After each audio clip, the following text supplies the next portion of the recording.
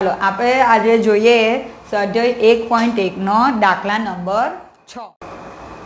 રીતા બિંદુ એ થી પૂર્વ દિશા તરફ બિંદુ બી સુધી 20 કિલોમીટરનું અંતર કાપે છે।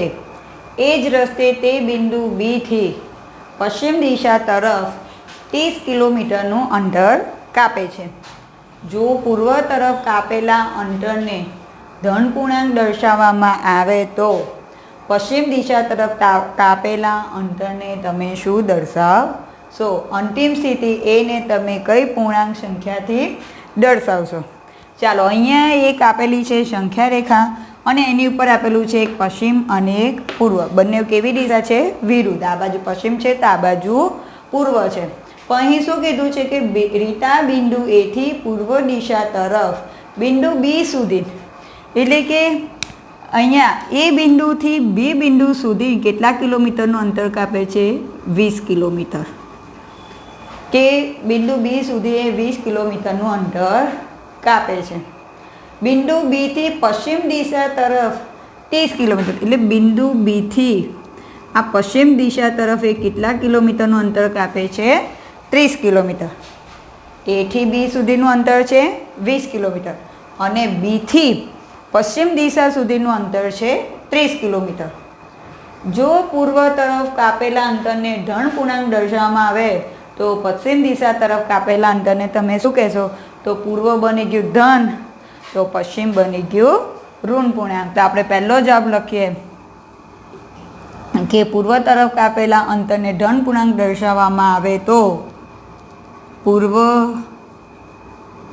તરફ કાપેલા અંતરને ધન પૂર્ણાંક દર્શાવવામાં આવે તો પશ્ચિમ દિશા તરફ કાપેલ અંતરને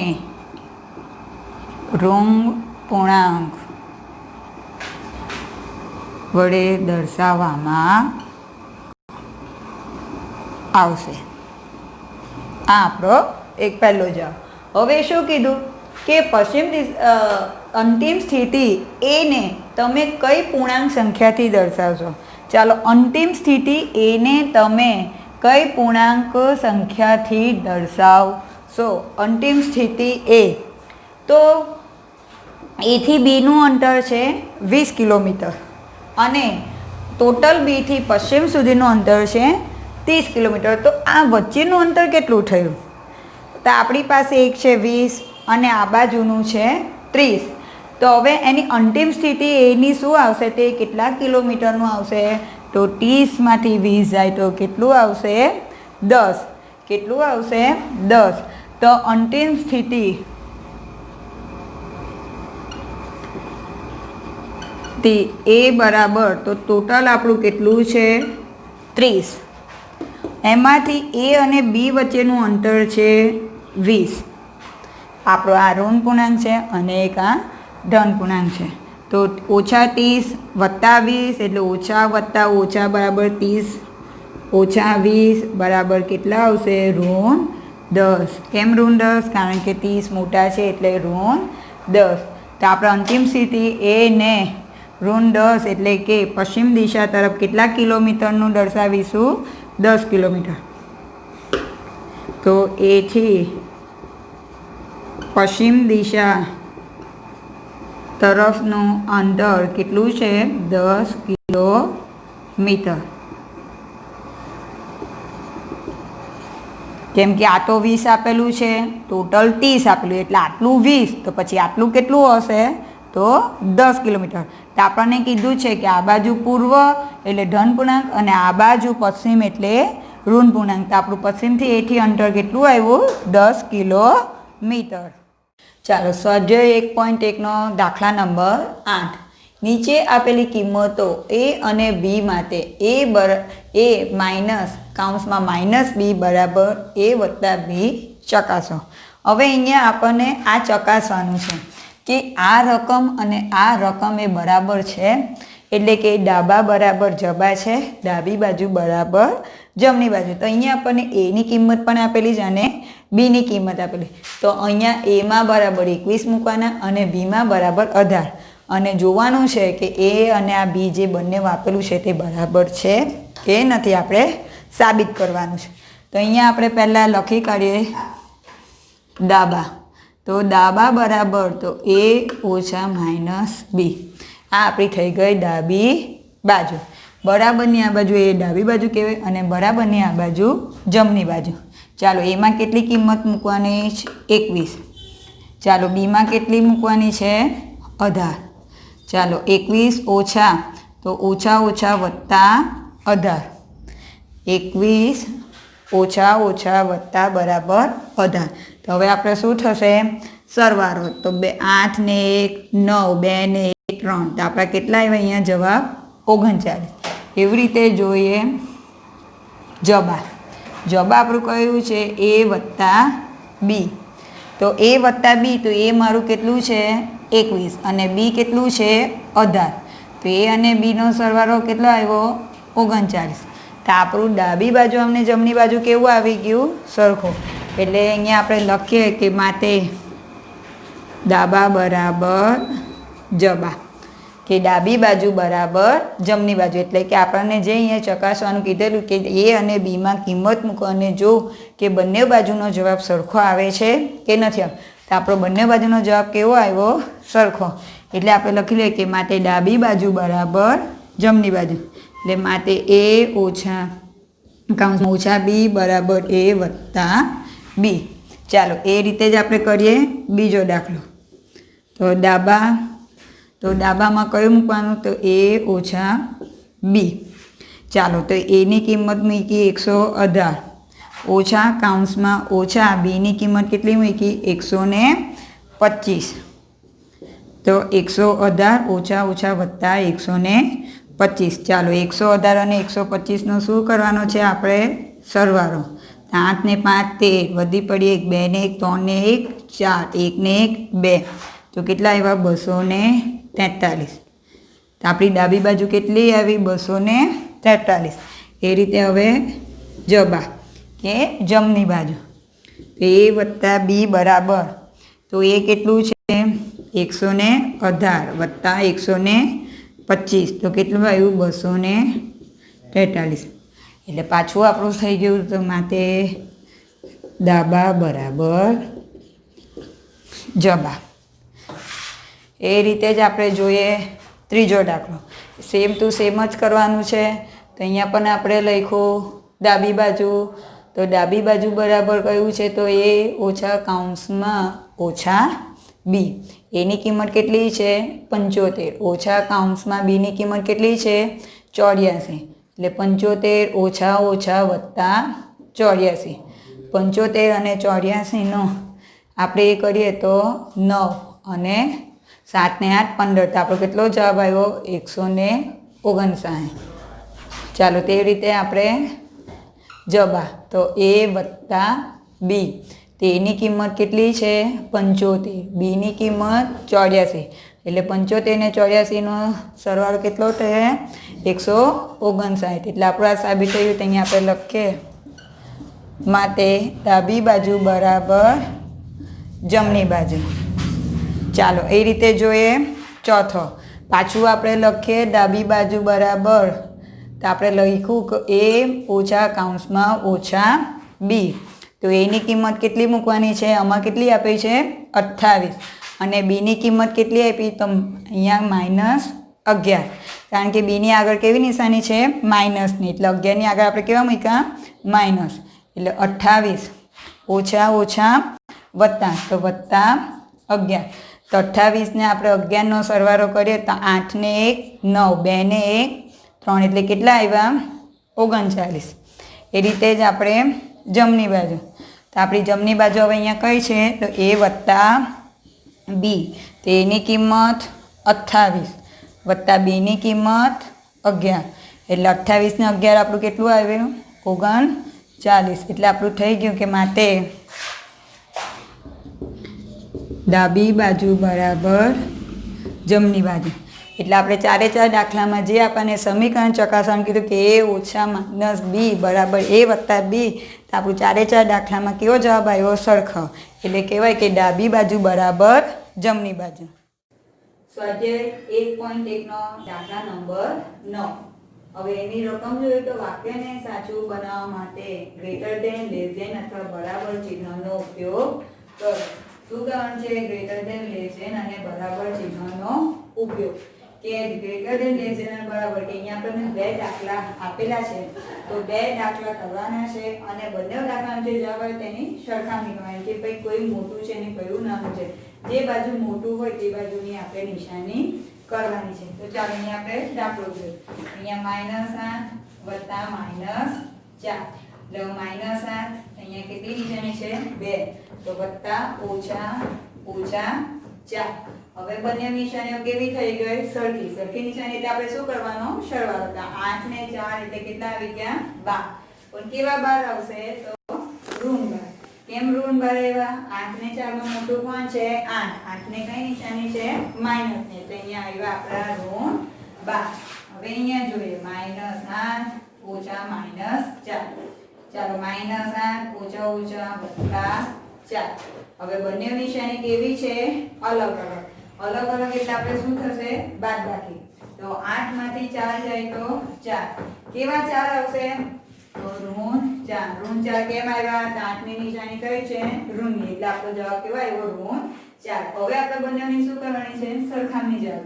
એક આપણો જવાબ આવ્યો -12, બીજો જવાબ આવ્યો -4. તો બંનેમાંથી મોટું કોણ છે? તો -4. કેમ -4? કે ઋણ પૂર્ણાંકમાં જેટલી સંખ્યા નાની એ સંખ્યા કેવી કહેવાય છે? મોટી.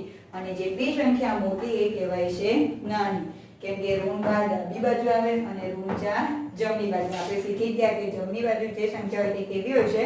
મોટી, અને ડાબી બાજુ જે સંખ્યા હોય છે તે કેવી હોય છે? નાની. ચાલો હવે એના પછીનો દાખલો. તો -3 વત્તા 7 -19. ચાલો હવે પહેલા આપણે કરીશું આ બે. તો આ બે માં તો બંને નિશાની કેવી છે? અલગ અલગ. એટલે 7 માંથી 3 ની શું કરીશું? બાદબાકી. તો 7 માંથી 3 જાય તો આપણો જવાબ આવશે 4. કેવા 4 આવશે? તો ધન 4. કેમ? કારણ કે 7 કેવા છે? ધન. એટલે 4 ઓછા, હવે અહીંયા ઉપરથી ઉતાર્યા 19. ચાલો હવે 4 ઓછા 19 એટલે 19 માંથી 4 માંથી તો 19 બાદ નહીં થાય, પણ 19 માંથી 4 ની બાદબાકી. તો 19 માંથી 4 ની બાદબાકી કરીશું તો કેટલા જવાબ આવશે? 15. ચાલો 15 કેવો આવશે? તો 19 ની આગળ કેની નિશાની છે? ઋણની. એટલે અહીંયા આપણો જવાબ આવશે ઋણ 15. ચાલો અહીંયા જોઈએ તો 15 ઓછા 8, અહીંયા આપણે નિશાની વત્તા ઓછા 9. ચાલો આપણે નિશાની બદલી કાઢીએ. 15 ઓછા 8 વત્તા ઓછા 9. કેમ? વત્તા ઓછા 9. ચાલો હવે પહેલા આપણે આ બેન કરીએ. તો 15 માંથી 8 જાય 7. કેવા 7 આવશે? તો 15 મોટા છે એટલે ધન 7. હવે 7 ઓછા 9. 7 માંથી તો 9 નહીં જાય, તો 9 માંથી 7 જાય તો કેટલા રહે? 2. 9 ની આગળ કેની નિશાની છે? માઈનસ. એટલે અહીંયા આવશે ઋણ 2. કેમ કે આ બંનેમાં મોટા કયા છે?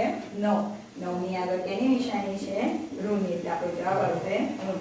આ બંને જવાબની સરખામણી કરીએ તો એક આપણો જવાબ આવ્યો ઋણ 15 અને એક આપણો જવાબ આવ્યો ઋણ 2. આ બંનેમાંથી મોટું કોણ છે? તો ઋણ 2.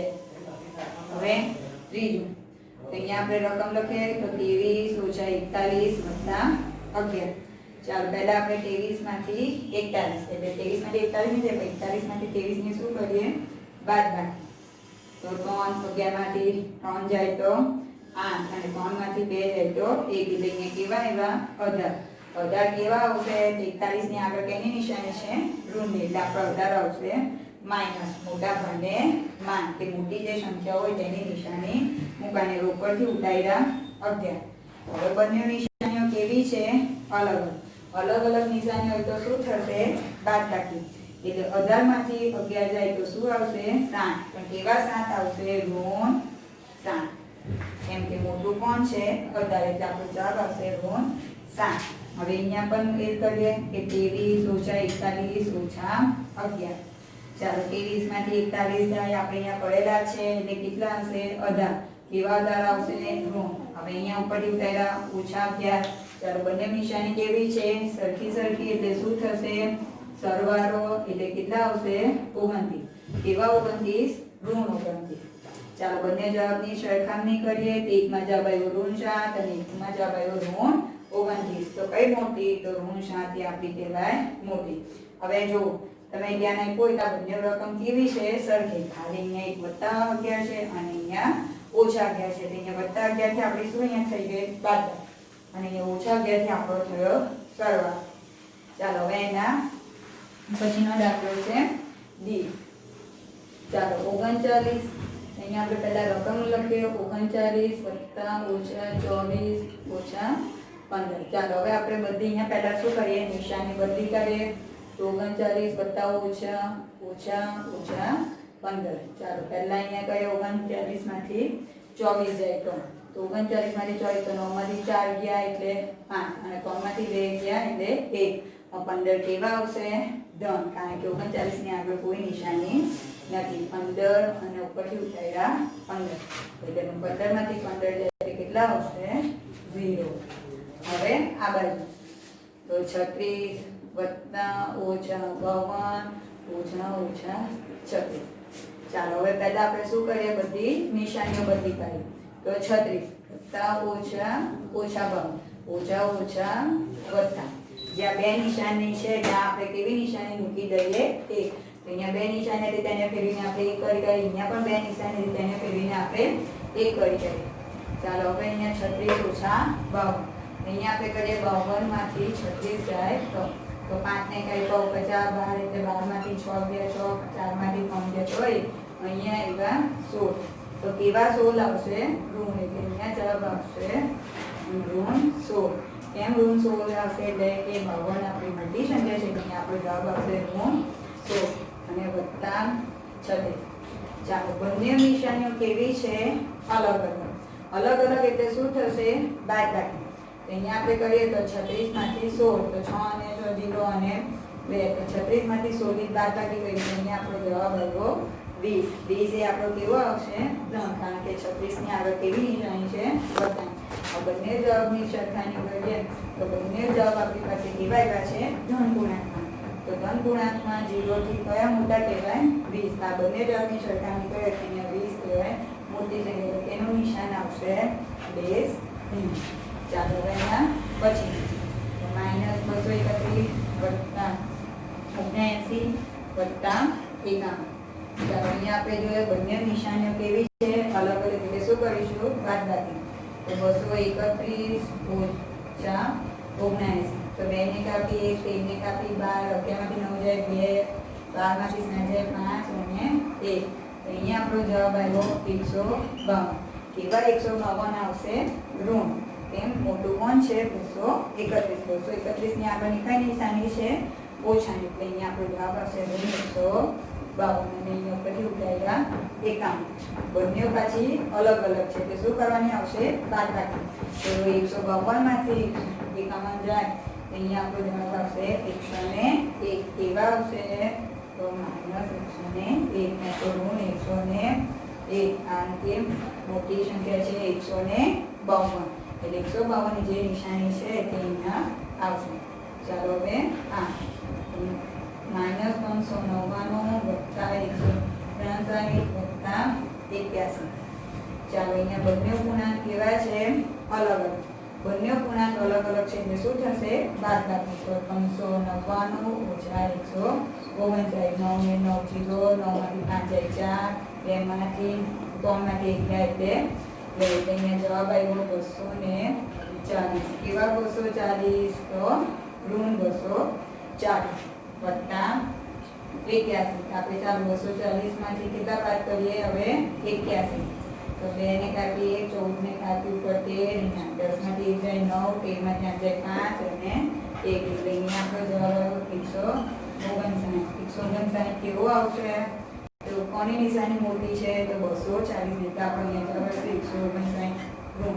ચાલો બંને જવાબની આપણે સરખામણી કરીએ. એક આપણે ઋણ 101 અને બીજા એવા ઋણ 159. તો બંનેમાંથી મોટું કોણ છે? તો જે ઋણમાં નાની સંખ્યા તે આપણી કહેવાય મોટી. આ બંનેમાં નાનું છે 101 તો તે આપણે કહેવાય મોટી સંખ્યા, કેમ કે ઋણ પૂર્ણાંકમાં સંખ્યા જેટલી નાની એટલી એ સંખ્યા મોટી.